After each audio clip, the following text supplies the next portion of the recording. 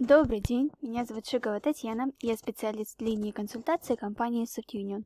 Поговорим сегодня про расчет страховых взносов в программе 1С Камин зарплата 5.0. Рассмотрим, как искать ошибку и как ее исправлять в случае, если у вас некорректно рассчитались страховые взносы, а также если у вас в своде отчислений и налогов при формировании в режиме расчет плюс проводки отражаются расхождения. Сразу хочу вам сказать, что свод отчислений и налогов в таком формате нужно проверять абсолютно каждый месяц, для того, чтобы убедиться, что разницы у вас в расчете и в проводках нет. Что такое расчет?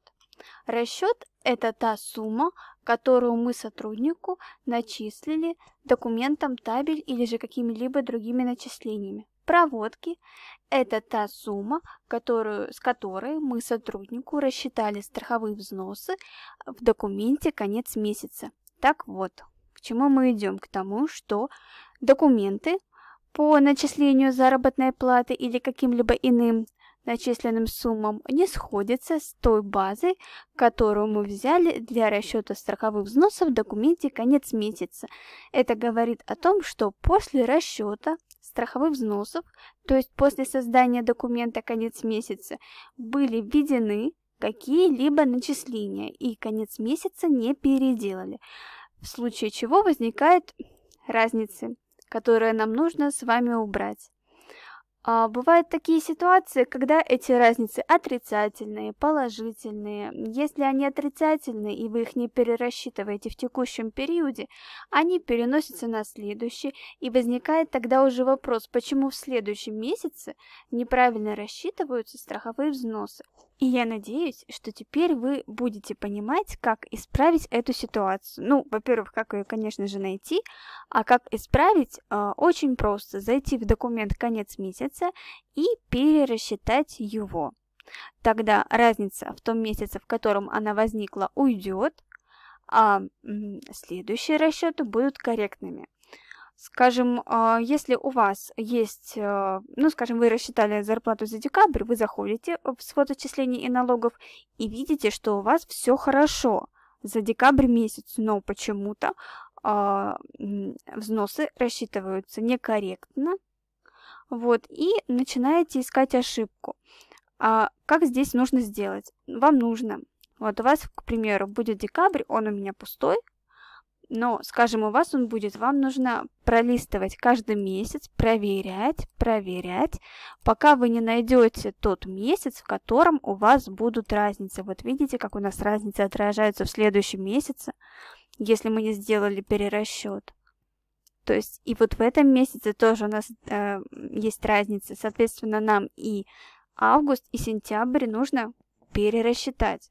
Делается это очень просто. Вы заходите в документ конец месяца. Сначала идете в август. Перед этим я рекомендую запомнить цифры, которые у вас были, на всякий случай. Рассчитать. Мы увидим, что сумма у нас изменилась. Проведем.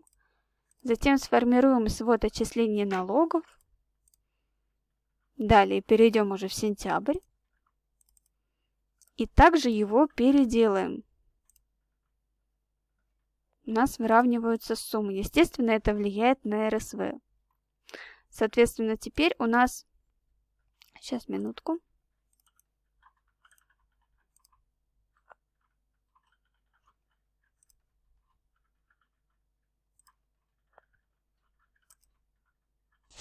И здесь мы видим только резервы отпусков. Для того, чтобы увидеть, что у нас разниц нет, нам нужно вывести расчет плюс проводки и убедиться, что разницы отсутствуют. Соответственно, мы сделали все правильно. Надеюсь, теперь у вас не будет возникать вопросов, что быть, если у вас неверно в камине рассчитываются страховые взносы.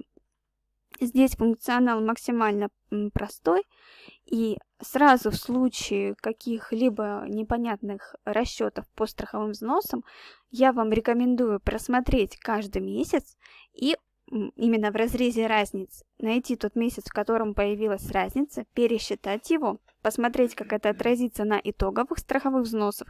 Если нужно, подать корректировку, но оставлять тот месяц с разницами не рекомендуется. Спасибо за внимание. Всего доброго.